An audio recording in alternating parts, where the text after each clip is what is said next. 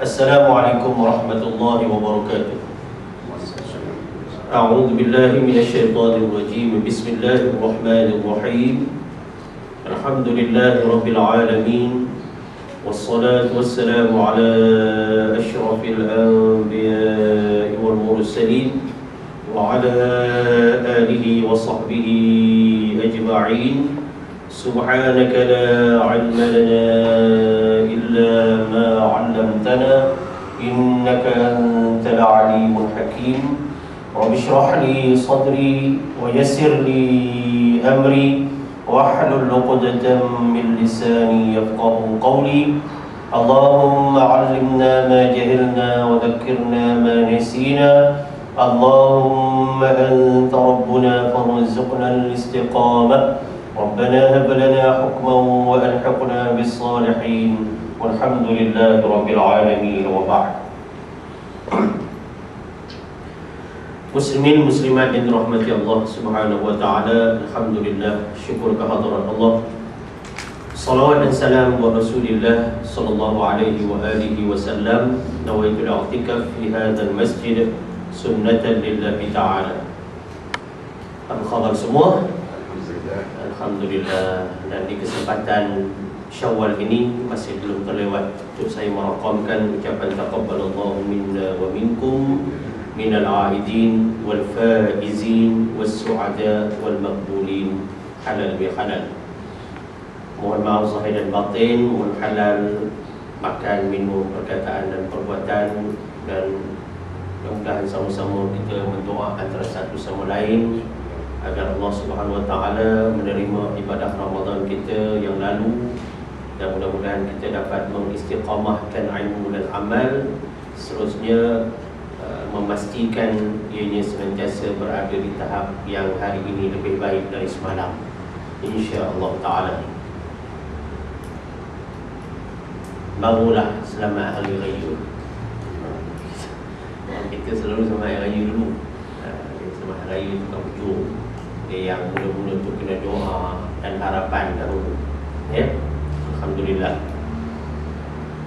Pada kali ini siri yang berikutnya, dan kita bersama dalam siri ilmu lahad. Dan hari ini kita masuk siri yang keberapa? Siri yang ke-6. Siri yang ke-6. Ya. Alhamdulillah, siri yang ke-5 sudah pun berada di pasaran dan ada di tangan ahli-ahli Al-Quran untuk kita mengamati apa yang dimaksudkan dengan lahad. Dan sebagai pembuka tirai kepada kuliah kali atas siri yang ke-6 ni, mari kita lihat ada terkandung di dalam salah satu daripada risalah Tajwidul Quran sebagai santapan rohani kita pada pagi ini. Kata Syekh Muhammad bin Jazari, dia katakan riwayat hadis ini yang berbunyi yu'aqabu ala tarki tajwid lil kadhibi ala Allah wa rasulih. Yu'aqabu ala tarki tajwid lil kadhibi ala Allah wa rasulih. Atau kama qal, yang mafhumnya, pengertiannya, disiksa, yu'aqab, disiksa, ya. Disiksa ke atas orang yang meninggalkan tajwid, ya. Disiksa ke atas orang yang meninggalkan tajwid, mana orang yang membaca Al-Quran tanpa tajwid, disiksa. Maknanya satu dosa berlaku di sana. Kerana apa? Kerana lil kadhibi ala Allah, kerana dusta kepada Allah. Orang yang baca Quran tanpa bertajwid ini sebenarnya telah melakukan satu pembohongan, satu pendustaan kepada Allah wa rasulih, dan juga kerana dusta kepada Rasulullah sallallahu alaihi wasallam. Bagaimana kita faham, Al-Quran turun kepada baginda Rasulullah sallallahu alaihi wasallam sudah sedia bertajwid. Jadi orang yang membaca Al-Quran tidak bertajwid berarti dia mengenepikan sunnah Rasulullah sallallahu alaihi wasallam.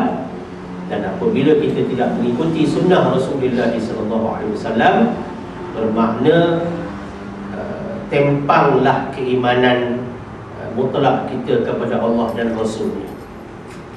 Lebih-lebih lagi, ibadah membaca Al-Quran ini adalah ibadah yang teragung, ibadah yang paling baik daripada susunan-susunan ibadah sunat.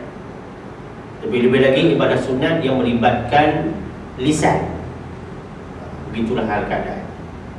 Dan untuk membaca Al-Quran dengan betul, dengan bertajwid, dengan fasahahnya, maka adalah menjadi kewajipan kepada setiap orang yang membaca Al-Quran, setiap qari dan qari'ah yang membaca Al-Quran, mengamal Al-Quran dengan dari sudut bacaannya, mengetahui ilmu lahan yang sedang kita bincangkan sekarang ini. Dan kali ini masuk pada perbincangan yang ke-6 dan menggunakan kertas rujukan kita, kertas kerja rujukan kita. Untuk pengetahuan tuan-tuan, saya ada buat sedikit catatan bagi yang ingin mengetahui bahawa kertas kerja kita ni adalah himpunan daripada sekurang-kurangnya 18 buah kitab. Kalau orang tanya lain bagi Datuk, dapat mana ni? Aku tahu dah dengar orang royak muka cik ni, nampak? Dia kata berat buat doh. Nampak berat sangat ni. Bukan berat. Berat tu sebab awak tak mahu pikul. Nak pikul ni kena ada teknik dan seni. Kalau betul cara memikulnya tak berat. Betul cara kita pikul Islam ni tak berat. Tapi kalau kita lebih-lebih tak nak langsung memikul, memang kita hanya agak-agak, maka dia menjadi konsep masalah. Bila masalah tak buat, itu saja. Ya. Dan sebagai rujukan pada siri yang ke-6 ini, saya nak bacakan kitab-kitab rujukan ni. Manalah tahu ada yang akan memiliki VCD ni di kalangan ahli-ahli dalam bidang Quran. Nanti takut-takut nak tanya daripada mana, tak apa, referensi yang kita ambil rujukan. Yang pertama, kitab Taisiru Ilmi Tajwid oleh Syekh Ahmad Ibni Ahmad Amdin Abdullah Al-Tawi. Yang kedua, kitab Nihayatul Qawlil Mufid oleh Syekh Muhammad Makki Nasr. Yang ketiga, kitab At-Tamhid fi Ilmi Tajwid oleh Ibnul Jazari, oleh ulama tersohor dalam bahagian qiraat 10 ini yang meriwayatkan di antara hadis yang kita baca tadi, riwayat yang kita baca di awal tadi, tentang dosa orang yang baca Quran tidak bertajwid. Yang keempat, kitab Al-Qawlus Sadid fi Ilmi Tajwid oleh Syekh Aliullah Ibn Ali Abul Wafa. Dan yang kelima, kitab Hidayatul Qari, Hidayatul Qari Al-Marsafi, Syekh Hidayatul Qari. Yang keenam, kitab Qawaidut Tajwid, Qawaidut Tajwid. Dan yang ketujuh, kitab Al-Wadih fi Ahkam Tajwid. Dan yang ke-8, Al-Mustanbit Al-Jadid fi Qawaid Tajwid. Yang ke-9, kitab Haqqut Tilawah. Dan yang ke-10, Mudzakkirah fi Tajwid. Yang ke-11, Al-Wasit fi Ilmi Tajwid. Yang ke-12, Risalah Zubdatil Bayan fi Tajwidil Quran. Yang riwayat kita baca tadi daripada di antaranya risalah. Risalah ni macam himpunan kertas kerja yang diambil daripada kitab-kitab tertentu yang tabah, insya-Allah. Yang ke-13, Ghayatul Murid fi Ilmi Tajwid. Yang ke-14, Al-Aqdul Farid fi Fanni Tajwid. Yang ke-15, Ahkamut Tajwid Bainan Nazariyah Wat Tatbiq. Dan yang ke-16, An-Nashr fil Qira'atil Ashr. Ini kitab qiraat 10. Yang ke-17, Al-Mughni.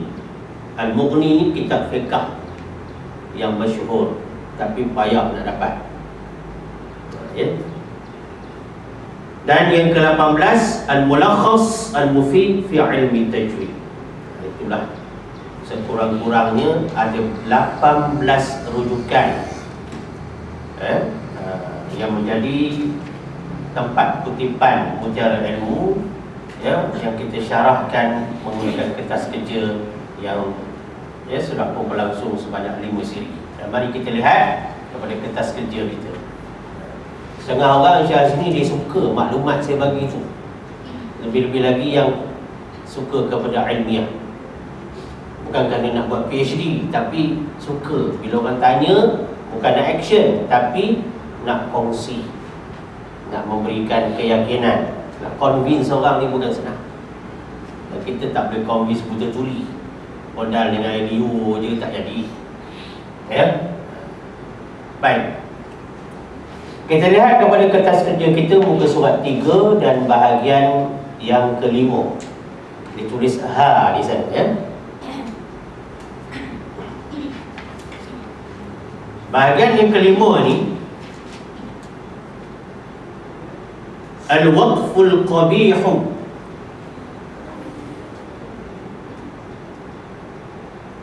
Alladhi yuaddi ila fasadil ma'na. Al-Waqful Qabihu Alladhi yuaddi ila fasadil ma'na. Berhenti yang buruk, berhenti yang dikeji, berhenti yang tak baiklah. Al-Qabih makna buruk, dikeji.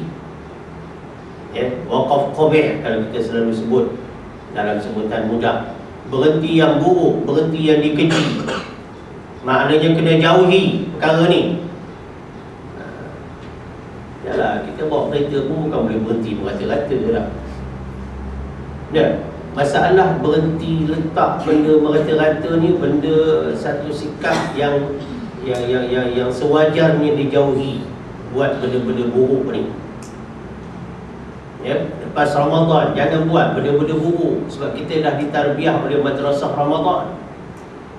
Jangan amal lagi budaya tak pak, tapi kena amal budaya tak nak kepada perokok-perokok, dan sebagainya, kepada pendedah-pendedah aurah, kepada pelewat-pelewat solah, lewat sembahyang kena meeting, lewat sembahyang kena aktiviti. Tak boleh. Ini benda-benda yang tak bagus, benda-benda yang menyalahi adab. Jangan, sebagaimana saya sebut kuliah dah mula ni, jangan kita jadi pelakon dalam bulan Ramadan. Kita kena pastikan berlaku perubahan sekarang kepada kita dan keluarga kita, khasnya dari segi menuntut ilmu. Dalam bulan Syawal ni macam-macam soalan datang, menggambarkan itulah senario masyarakat kita dengan ilmu Islam. Hebat ilmu motivasi, tapi miskin ilmu Islam. Motivasi lah. Motivasi ni Syekh Azmi, anda tengok dua benda je. Panggillah siapa pun, motivasi dua je. Satu, nak bagi diri tu sedar diri orang kata. Tapi kalau lepas tu tak mengaji, tak sedar juga. Yang keduanya, nak cari duit lebih. Itu je. Anda dah tengoklah motivasi yang ada sekarang. Walaupun platform kadang-kadang nampak agama, tapi cubalah bagi upgrade sikit. Motivasi ni biar tak cari balik ilmu agama yang 1/3 dulu kita abaikan. Umur yang Allah bagi ni kita counter balik. Patutnya begitu. Ini kita bagi motivasi sikit dalam tu ya, sebab ni lepas Ramadan ni jangan sejuk balik. Kita kena bagi terus panas. Begitu juga bila kita baca Quran, jangan kita melakukan al-waqful qabih, berhenti yang buruk, berhenti yang dikeji. Macam mana? Alladhi yuaddi ila fasadil ma'na, yang membawa kepada rosak akan pengertian. Ayat Al-Quran ni penuh dengan kesenian, lawani, dia ada seni dia. Ya, kata Syekh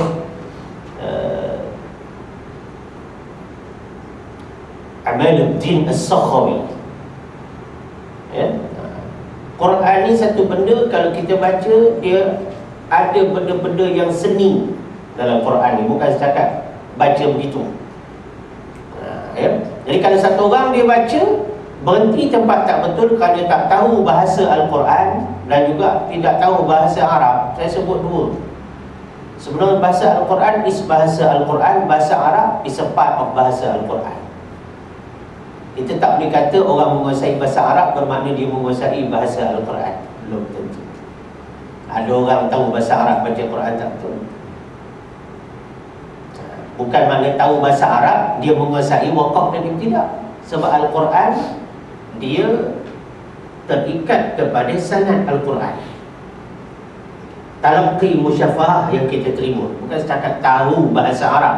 Walaupun itu jauh lebih baik daripada yang tak tahu bahasa Arab. Ya? Jadi bila satu orang dia baca Al-Quran, dia berhenti tempat yang buruk, yang dikeji, maka tentulah akan berlaku sekurang-kurangnya dua fenomena. Pertama, boleh jadi kepada rosak pengertian. Yang kedua, boleh menjadi kepada tak ada apa-apa erti. Mana boleh Al-Quran tak ada apa-apa erti? Al-Quran penuh dengan pengertian dan maksud. Tapi bila kita baca tak betul, kita berhenti tempat tak kena, dia boleh jadi dua risiko. Satu, rosak makna. Dua, meaningless, tak ada makna. Mana boleh baca Quran tak ada makna? Ini yang saya sebut di masjid malam tadi. 80% orang mengajar Quran, maaf bercakaplah, tak mengajar ilmu fasahah ni secara yang sepatutnya. Mengajar Quran ramai 80%, 100%. Yang mengajar ilmu fasahah, berhenti kat sini kena undur ke tidak, berhenti kat sini tak perlu undur, boleh jalan terus, tak sampai 20% guru Quran kat Malaysia ni ajar. Mungkin kurang lagi pada itu. Begitu juga realiti talaqi musyafahah, terlampau sedikit orang yang mengajar, tasmid yang banyak, semak bacaan. Kalau macam itu, memanglah kualiti, keterampilan, kompetensi dalam Al-Quran ni sampai bila pun takkan berada di tahap yang sepatutnya. Ya? Dia kata mislu, contoh. Orang Melayu pun kata juga misal. Misal tu cakap Arab. Contoh. Ya? Al-waqfu ala kalimati ilahun.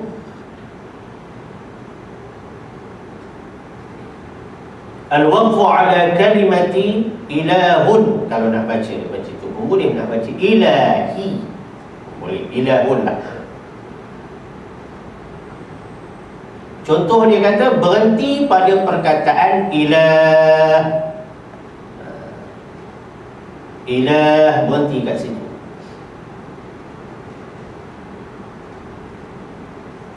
Al-manfiyati fi qawlihi ta'ala, yang menafikan ketuhanan. Berhenti dekat ilah, maknanya kita bila baca kita menafikan ketuhanan. Sebab itu ulama, contoh guru kata, memanglah pesanan-pesanan yang sewajibnya diikuti, diingati. Jangan kamu kata la ilah La ilaha illallah ni, la ilaha illallah ni. Rokok balik ni. Ingat dia taubat dia sering dah. Rokok dah, dia minta kedarah rokok lagi lepas bulan puasa. Ini candu. Kita bunyi la ilaha illallah ni. Budak la ilaha illallah ni. Jangan kata la ilah tu. Sebab la ilah makna tidak ada Tuhan. Tak boleh. Kena bagi habis. Nampak dah komited tu sebut kalimah thayyibah tu. Tapi sebab ilmu kurang, maka dia sebut tak habis. Orang kita ni bukan cakap makan tak habis. Kalau pergi hotel tu cukup keluar nak tengok orang Melayu jauh baju. Makan tu dalam pinggan tu, ya Allah, membazir. Dengan ayam ni separuh lagi tak habis, dengan lauk pauk punya separuh 50% atas pinggan, dengan air minum supu gelas. Kalau minum sikit, ambil sikit lah. Ambil banyak-banyak, I pay for it. Oh, cakap orang putih ni makan kat hotel dah tak? Bukan makan kat tepi jalan. Yelah, you pay tapi you punya akhlak dan adab tu macam mana makan. Kalau orang Darfur sana tengok, itu dapur ke Darfur tu, hai, ya Allah, macam mana kat Sudan sana, Ethiopia, Habasyah itu. Kau tengok kita punya tu, saya cakap kat Pulau Subuh tadi, jangan sampai noja-noja masjid bila buat sarapan pagi, apa ni kuih-kuih tak habis, pergi buang dalam tong sampah. Tak erti bahasa tu saya kata. Kalaupun kuih lapis tu, berapa lapis? Ikut tempat lah. Kalau rumah berlapis-lapis, kuih ni lapis ni banyak sikit, 8 lapis. Ni orang dapur ni. Ya, kalau tempat tu rumah ni berlapis-lapis, selapis, 2 lapis, 1,5 lapis, 3 lapis, nak tunjuk banyak duit, banyak hutang dan kedekut tu. Maka kuih lapisnya banyak, maka ambilnya sikit, 3 lapis awal, 5 lapis tu noja ni siap, pergi buang dalam tong sampah. Padahal nak buat satu-satu lapis ni, tukang buat kuih tahulah nak buat kek lapis ke apa tu, berpeluk sampai nak muntah dekat dapur pada buat kek lapis Hindun tu, nak menahankan bau rempah ni tu. Dia tahu dah tu. Dia dah tu. Tiba-tiba masuk tong sampah. Saya kata masjid-masjid ni kena ada bekalan beg plastik merah, beg plastik ikan kembung. Bila makan je, biar makan dulu, jangan bungkus awal-awal. Bungkus awal-awal untuk ustaz je. Ini jamaah ambil kesempatan, datang surau nak mentega darah aja. Habis bungkus untuk orang-orang kat rumah yang datang masjid pergi bungkus buat apa? Nampak rumah orang kaya tapi angkut semua makan kat surau masjid walaupun tak pernah dengar kuliah. Masjid surau zaman bukan untuk orang rumah makan. Ada, nak tengok rumah besar, plastik pun besar, bawa balik. Tak patut betul. Seolah-olah datang masjid surau ni kerja nak makan ni, nak makan free. Kereta besar, nafsu. Anak kena tarbiyah benda-benda macam ni. Sebab tak juga jarang ustaz nak cerita, takut tersinggung. Tersinggung apa benda ini akhlak?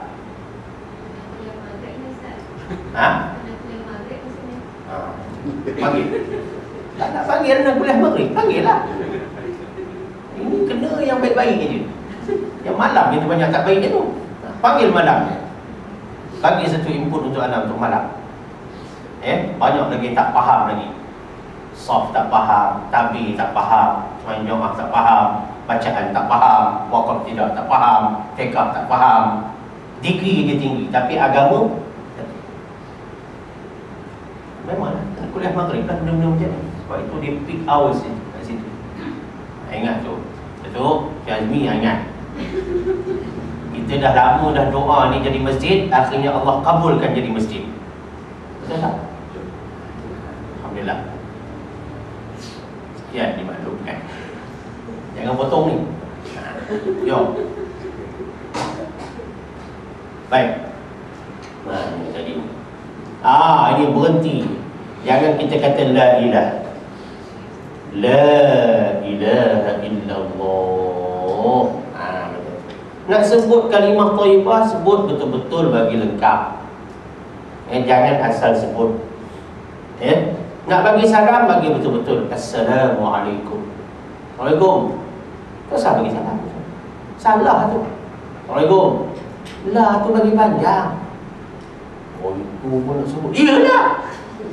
You kalau cakap orang putih yang broken English, orang tengok you atas bawah juga tau. Sebab you punya handphone tak match dengan you punya language.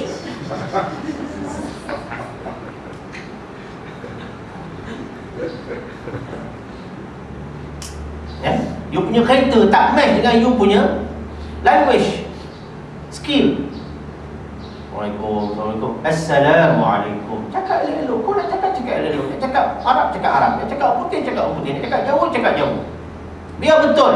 Apa benda pun orang tak betul, tepat dan betul. Apatah lagi benda-benda melibatkan agama.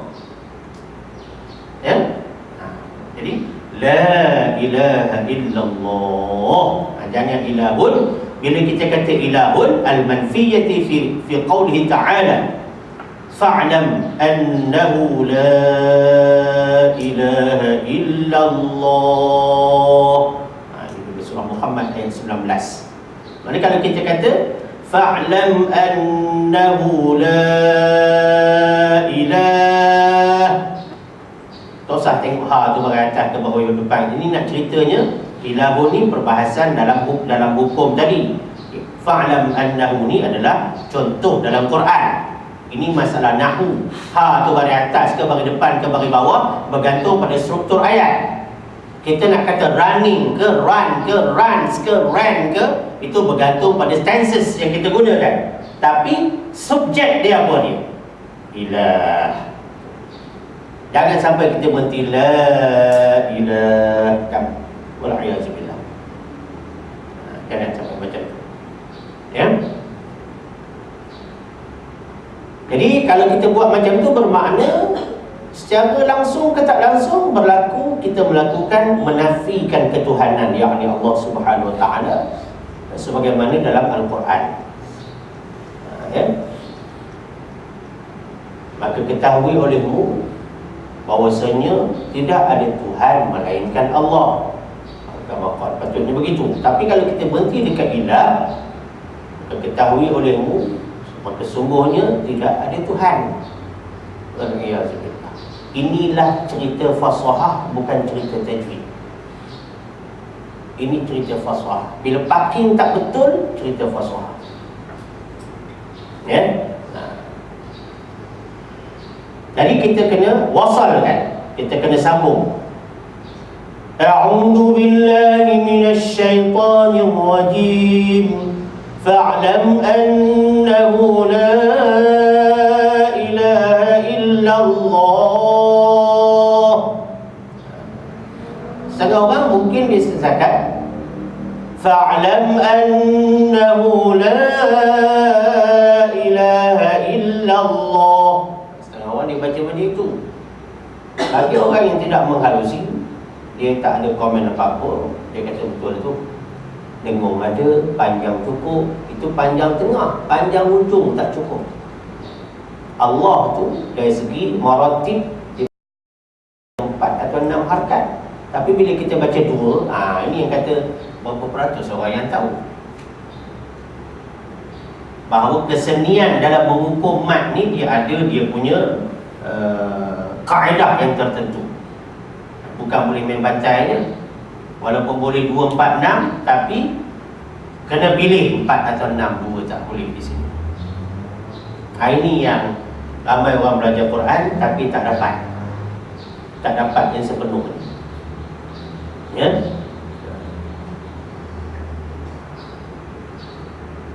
Tak boleh nak berhenti situ.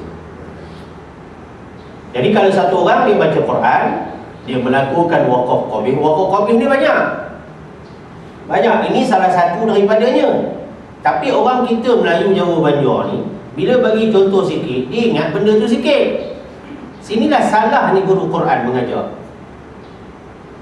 Salahnya guru matematik mengajar. Bila bagi contoh sikit, lepas tu application. Yang boleh aplikasi ni nak tengok orang. Sebab tu kita memang kena bagi banyak examples supaya orang prihatin. Contoh ni banyak. Dan jangan matikan ayat di situ. Cakap ada lagi contoh-contoh yang banyak. Bila buat matematik, jangan buat macam ini, buat macam ini. Bila baca Quran, jangan berhenti kat sini. Sebab itu, cerita wakaf qabih ni, ini dia hanya sebut dia punya apa? Isu dia. Isi dia, jangan buat wakaf qabih. Lalu dia datangkan satu contoh. Sebagai ahli ilmu, cukup tak kita dengan satu contoh ni? Tentulah tak cukup. Dan bila tak cukup, berapa ramai orang yang kata tak cukup? Atau lebih ramai orang kata, oh begitu, sahaja. Patutnya kita kena, oh banyak lagi. Bila banyak lagi, nak kena belajar ni wakaf qabih nazari. Maka kenalah buka kitab pula, Ma'alimul Iqtidar. Saya dalam proses nak mensyarahkan kitab almarhum Syekh Mahmud Khalil Husari dalam bab wakaf dan iqtidar. Salah satunya wakaf qabih. Apa cerita wakaf qabih ni sebenarnya? Apakah formula-formulanya? Apakah kriteria-kriteria? Kalau baca jadi wakaf qabih, kalau baca begini tidak jadi wakaf qabih. Kalau darurah, emergency, macam mana nak buat bila berjumpa wakaf qabih kat depan? Ni kena belajar tuan. Contoh-contoh yang banyak dipaparkan dalam kitab Haqquq Tilawah contohnya, contoh tu kita kena letakkan sebagai satu pembentangan fakta, kemudian masing-masing tanda kat Quran sebagai contoh yang ada dalam kitab muktabar, selain daripada mempelajari kaedah dan mencari contoh-contoh lain berdasarkan ilmu tadi. Nampak tak? Lagi kurang dari 20% guru Quran kat Malaysia mengajar benda ni. Walaupun 100% orang mengajar Quran. Berapa ramai orang nak baca kitab Ma'alimul Iqtidar tu? Apatah lagi kalau tak ada benda tu. Tak gitu-gini, saya jahat. Jadi anda lagi hebat bisnes, lagi kena pandai manage masa untuk dengar kuliah. Jangan makin ponting kuliah. Isteri mesti bagi full support. Ya, contoh. Kalau tidak, kita doakan siapa juga bisnes dia biar lingkup. Kalau mengabaikan ilmu-ilmu agama, siapa juga. Kalau abaikan ilmu agama, biar lingkup. Sebab dia lupa Allah. Yang bagi rezeki itu Allah. Yang naik pangkatkan dia itu Allah. Yang bagi dia berada dalam comfort zone dia rasa tu adalah Allah. Allah kata kamu tolong agama aku tolong kamu. Tapi manusia ni, Allah kata, Rasul kata, bagi satu sungai yang kalaulah bukit ke sungai ke ada emas dalam tu, dia rasa tak cukup, tak lagi. Dia begitu, tamak ni. Tapi tamak dengan ilmu agama tidak pula. Cincang-cincang. Ini kuliah motivasi kita pagi ni. Jangan potong. Kita nak all in one satu kuliah. Ya. Baik, ada banyak lagi lah. Itu pada pertukaran-pertukaran tajuk-tajuk yang akan datang. Banyak kita nak bincang ni. Sebab itu Quran ni, kalau satu orang dia rasa dengan talaqi musyafah saja cukup, cakapkan belum cukup. Bukan kata tak cukup, belum cukup. Apatah lagi kalau tidak talaqi musyafah, lagi jauh belum cukup. Menunjukkan Quran ni kita kena bagi umur kita untuk dia. Kata Syekh Asy-Syaukani, kamu nak terlibat dengan Quran, apa juga tajuk-tajuk, kamu kena bagi umur kamu. Bukan setelah dapat degree 1, degree 2 kemudian tinggal tak belajar. Tidak begitu. Panjang tu kita cerita ya. Baik, itu di antara lahan jali. Yang kelima, pecahan yang kelima, perbincangan kelima, apabila seorang pembaca Al-Quran itu melakukan pemberhentian atau menghentikan bacaan atau wakaf pada tempat yang tak sepatutnya dia wakaf, maka jatuh wakaf qabih. Saya nak menegaskan di sini bahawa wakaf qabih tidak sebagaimana setengah guru Quran faham tanda lam alif. Silap. Walaupun ada buku-buku tertentu yang bagi pedoman begitu. Tapi ingat, kita bukan berdasar pada 2-3 buku. kita kena tengok 2-3 ribu buku, bukan 2-3 buah buku. Sekarang dia ada 2-3 buah buku, itulah dia kemam ni betul-betul. Bila orang bagi contoh kitab lain, dia susah nak terima. Kita mesti berlapang dada dan juga mesti bersifat keterbukaan dari segi ilmu, baru boleh bertambah. Ya? Adalah kesilapan siapa yang kata lam alif itu waqaf qabih. Sebagaimana jauh lebih silap ada orang yang memang mengaji Quran, dia kata jim tu waqaf Jibril. Kan kacau gila jadi. Dia ingat Jibril ni dia jim ba ra ya lam, atau jim ba ra alif hamzah ya lam. Dia ingatnya jim tu sebagai kepala perkataan Jibril. Anak pun tanya dia, orang banting, terpelanting habis ilmu. Nanti pernah kira jim berapa banyak dalam Quran? Dia pun menung kat tiang masjid tu. Begini, agaknya 10,000 guru dia tak pernah tegur dia. Sebab guru dia bagi tu jim tu waqaf Jibril, dia kata. Kacau dah. Ya, rupanya dia ni pengusaha syarikat rakaman VCD, duduk kuliah anak petang tu, tersadai dia kat tiang, bincang-bincang kata nak buat rakaman kat saya, sampai sekarang senyap. Dia tak pernah dengar kuliah apa tajwid macam ni. Dia kata dia pun buat rakaman dulu keluar satu VCD, satu ustaz, dia kata, tapi benda ni tak sampai kat saya. Dia kata ini nampak isi baik ni, boleh tak kalau ustaz buat rakaman untuk syarikat kami? Saya tengok dia, betul ke ni? Sampai lah ni senyap. Eloklah Allah tak izinkan anak dengan dia. Kalau tidak pun kacau daun. Ya? Macam ada satu syarikat hari tu pembohong dengan qari kita. Dah siap 30 juzuk rakaman, dia lari ke Singapura. Dan orang tu masih keluar mukanya dalam TV. Sampai sebutlah, naya 3 orang qari kita dah baca 10 juzuk. Tunggu nak keluar je, tak keluar. Bagi duit sikit aja pada 3 qari ni cabut. Selalu bab-bab agama ni orang-orang kita main benda-benda macam ni. Ya? Bukan kalau menyanyi. Ya?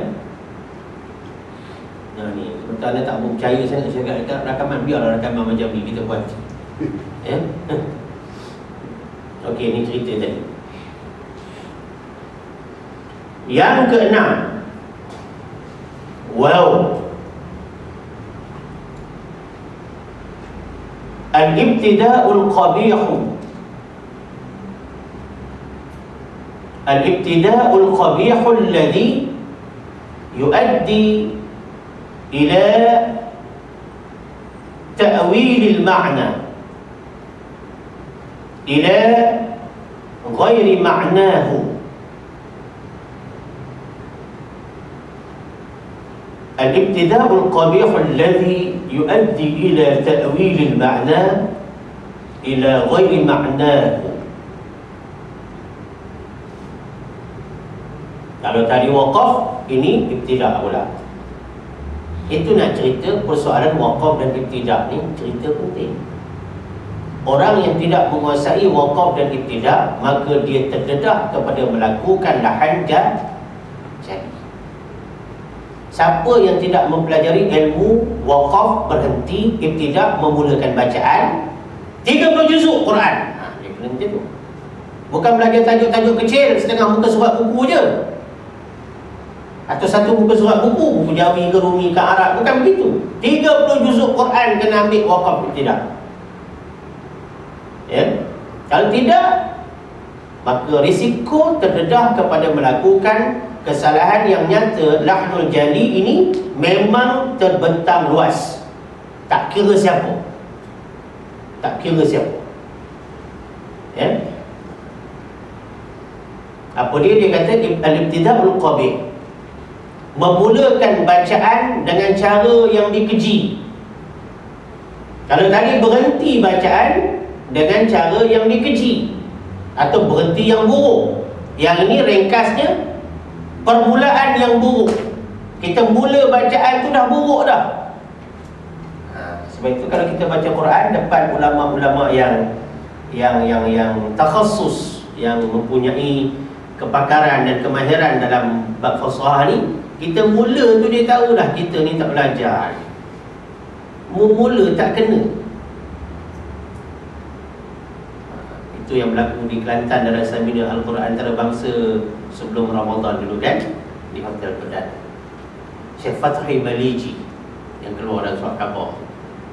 Lepas tu dia melatih peserta-peserta kita di Kuim, Ilim di Ilim. Sebelum tu masa di Kelantan tu dipanggil satu orang baca, awal-awal lagi dia tanya waqaf tidak out. Itu dah taruh qari tu, menung dia. Sebab benda tu berlaku secara spontan, panggil baca. Dia kata musabaqah ni lebih pada nasib. Tapi kalau orang menguasai, panggillah bila-bila dia boleh baca. Dia bila panggil tu, bila baca, jeling kepala dia. Lepas tu dia syarah. Yang baca tadi sebenarnya lari dari segi maksud ayat dia. Gitu. Ni cerita tidak ada. Sebab bila kita baca, kita nak gabungkan lagu. Bila lagu tu, kadang-kadang kita orang baca ni kalau tak menguasai fasahah, dia lebih kepada mengingat nada lagu. Dia menghafal nada lagu. Nada lagu tu patutnya begini, tuk kena jatuh tak kira apa-apa.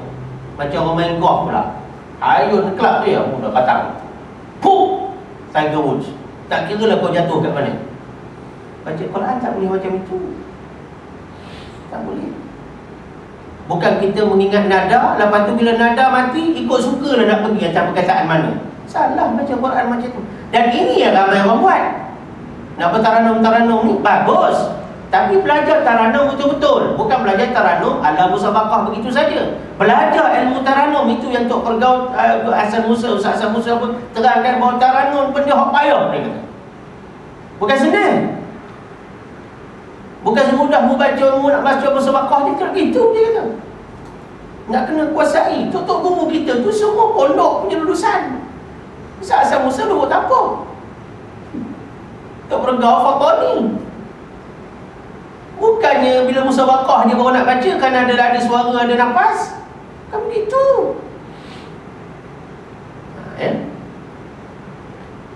Ni dia. Jadi dia kata jangan kita buat memulakan bacaan yang buruk. Alladhi yuaddi ila ta'wilil ma'na, yang membawa kepada pentafsiran. Takwil ni pentafsiran, yang membawa pentafsiran, pengertian. Makna ayat tu ditafsir. Kalau dari segi bacaan kita mula tak kena tempat. Kalau ditafsir ayat itu akan jadi apa dia? Ila ghairi ma'nahu, yang tidak sesuai, makna yang tidak sesuai. Bila kita mula tempat tak betul, pentafsiran ayat jadi tak betul, maka makna ayat jadi tak sesuai. Padahal Al-Quran mana boleh tak sesuai? Dia kalam Allah. Yang menjadikan tak sesuai itu pembaca. Itu pembaca yang belajar tapi tak bersungguh-sungguh. Apatah lagi orang yang baca tapi tak belajar. Sebab itu dia suruh belajar, bukan suruh baca. Bila dah belajar membaca, man ta'allama al-Quran, baru man qara'a, barulah baca. Apa benda pun kena belajar dulu. Memandu pun kena belajar dulu tak? Walaupun ada orang memandu dulu, sampai dah ni tak ada lesen, padan kena zaman. Kena belajar dulu apa benda pun. Ya? Mithlu, contoh,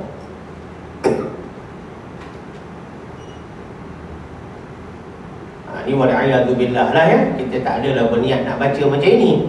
Kalau kita mula ayat ni begini, a'udzu billahi minasyaitonir rajim, inni kafartu bima. Masalah bima tu, itu bukan pokok perbincangan. Ini bukan pokok perbincangan berhenti pada bima. Pokok perbincangan ni memulakan pada inni. Sebab itu bila baca Quran, setengah orang bila dia tak belajar ilmu fasahah, waqaf ibtida, dia ingatkan semua inna, inni boleh mula. Salah. Sebab ada orang yang memberi kaedah macam itu. Pada umumnya boleh, tetapi tertakluk kepada makna ayat. Tengok ayat. Ayat yang boleh membawa kepada kekufuran ke, kita nak mula situ. Atau ayat tu tidak menjejaskan ketauhidan kita, tak apa. Ini surah Ibrahim ayat 22.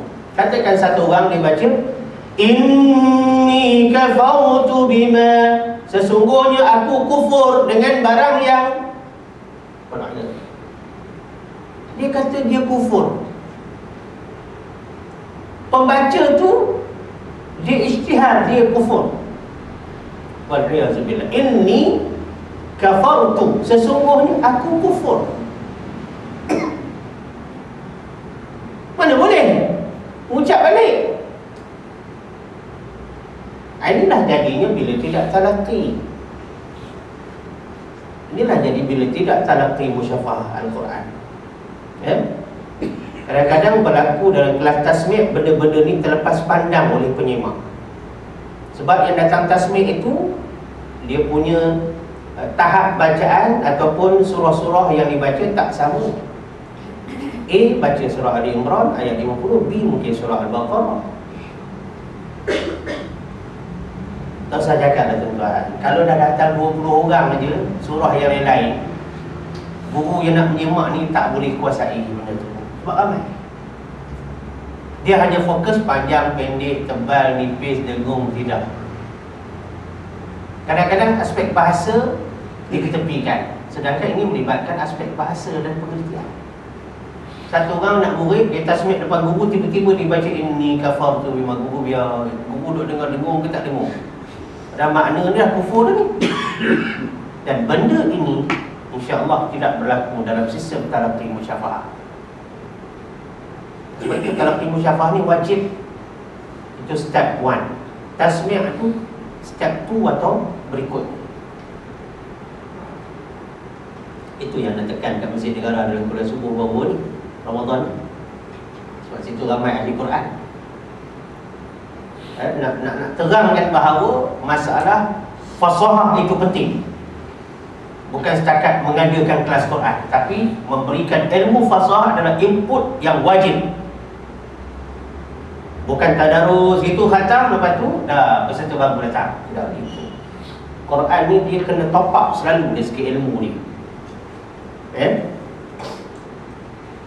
Jadi tak boleh kita baca, kita memulakan bacaan kita inni kafartu bima. Dari segi tajwid tak salah kan? Inni ada dengung, kafar ra dia baca tebal, tu bima dia baca elok, tak salah tajwid. Tapi dia punya memulakan bacaan tu salah dari segi fasahah. Lepas tu anda menekankan dalam tahun-tahun kebelakangan ni masalah fasahah.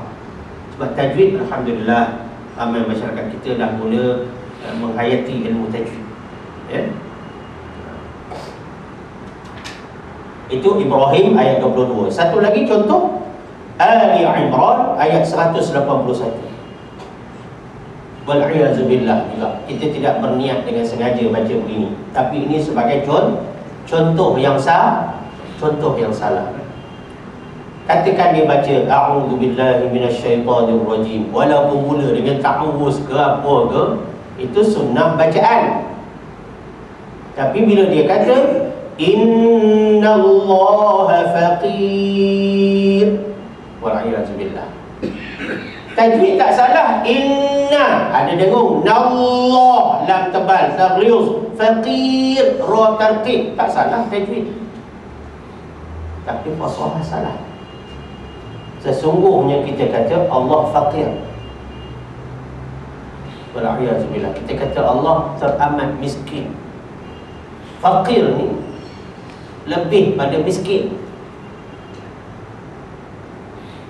Ya?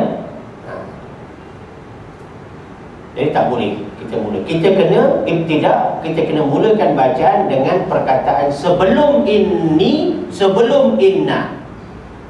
Dan nak ambil perkataan pula bukan boleh sembarang ambil. Kena ambil tempat yang betul. Mubtada' dia tu betul, dia punya subjek dia tu betul, sebelum kita nak tarik kepada predikat dia. Dia bahasa Arab ada mubtada', ada khabar, banyak lagi. Jadi kalau kita tidak menguasai lebih daripada 10 kaedah, lebih pada 10 kaedah waqaf ibtida', tak saya cakap banyak, belajar aja.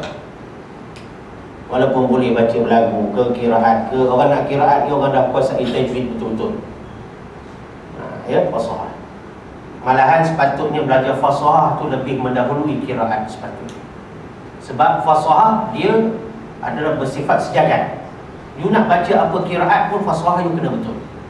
Tapi kalau you hanya tajwid saja betul, you nak belajar qiraat, fasahah you belum ambil, sepatutnya tok guru tak bagi. You kuasai fasahah dulu. Ya. Itu dia. Jadi yang keenam, apa dia kesalahan yang dikatakan wa minal lahnil jali aidan, termasuk juga dalam kesalahan jali ini adalah bila seorang qari atau qari'ah membaca Al-Quran itu, dia memulakan bacaan pada kalimah, pada perkataan yang tidak sesuai, ya, yang mana akan berlaku pentafsiran makna yang tidak sesuai. Takwil dia jadi tak betul. Pentafsiran ayat Quran tu jadi tak betul. Patutnya maksud ya Allah nak begini. Bila dia baca begini, ayat tu jadi lain. Jadi lain. Kita pun kalau cakap bahasa Melayu, macam yang saya bagi contoh, kalau lain cara kita punya penekanan intonasi dan cara kita meletakkan suku kata, syllables tu, dia akan jadi makna lain kan. Aku nampak, aku kelih.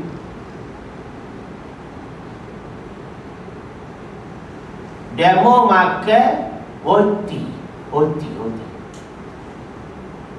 Gali bawah rumah. Saya nampak awak makan roti. Bergali bawah rumah. Maknanya dia nampak dua benda. Satu dia nampak, aku nampak mu makan roti, tak kira lantai tangga ke dekat tingkap, tapi menggali duduk bawah rumah. Menggali kapal duduk bawah rumah.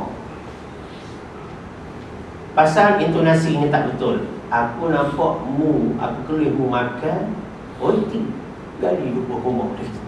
Padahal dia nak cerita, aku nampak mu makan roti, aku kelih mu makan roti, gali bawah rumah.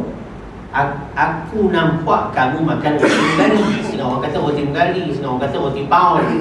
Sekarang gardenier, kata orang Jawa. Gardenier. Aku nampak patutnya kau makan roti menggali bawah rumah.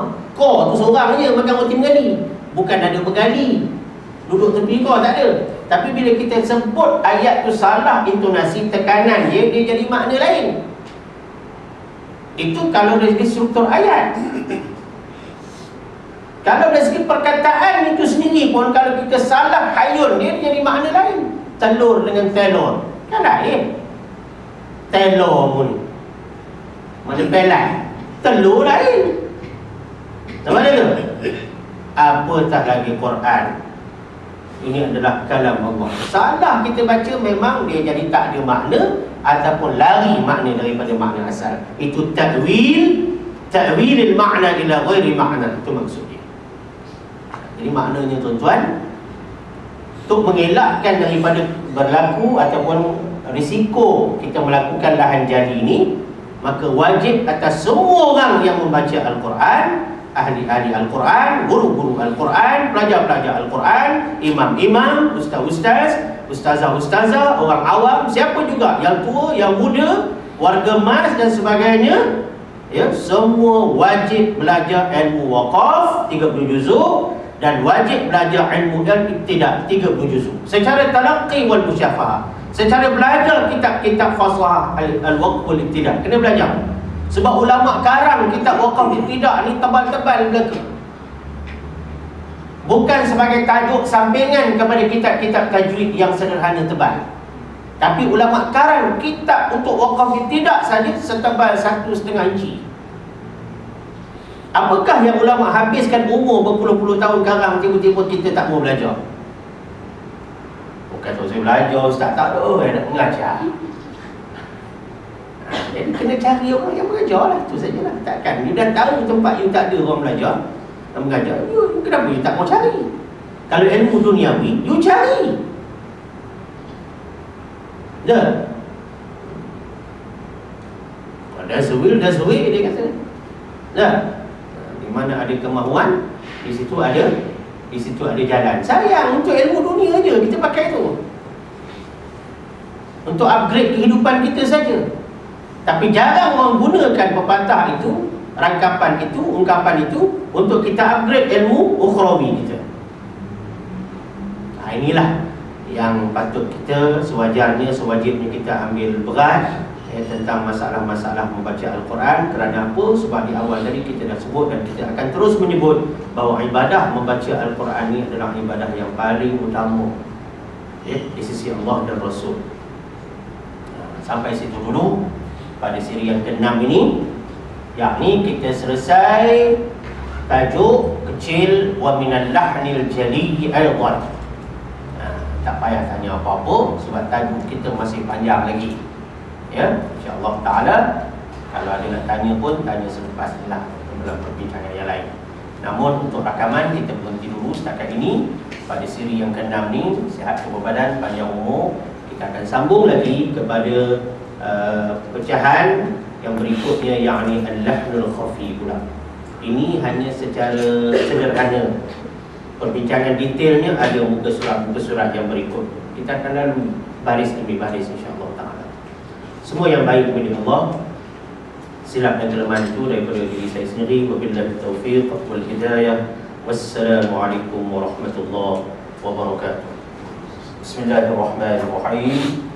Allahumma arhamna bil Qur'anil Karim waj'alhu lana imaman wa nuran wa hudan wa rahmah برحمتك يا أرحم الراحمين والحمد لله رب العالمين سبحان الله وبحمده سبحانك اللهم وبحمدك أشهد أن لا إله إلا أنت أستغفرك وأتوب إليك بسم الله الرحمن الرحيم والعصر إن الإنسان لفي خسر إلا الذين آمنوا وعملوا الصالحات وتواصوا بالحق وتواصوا بالصبر صدق الله العظيم.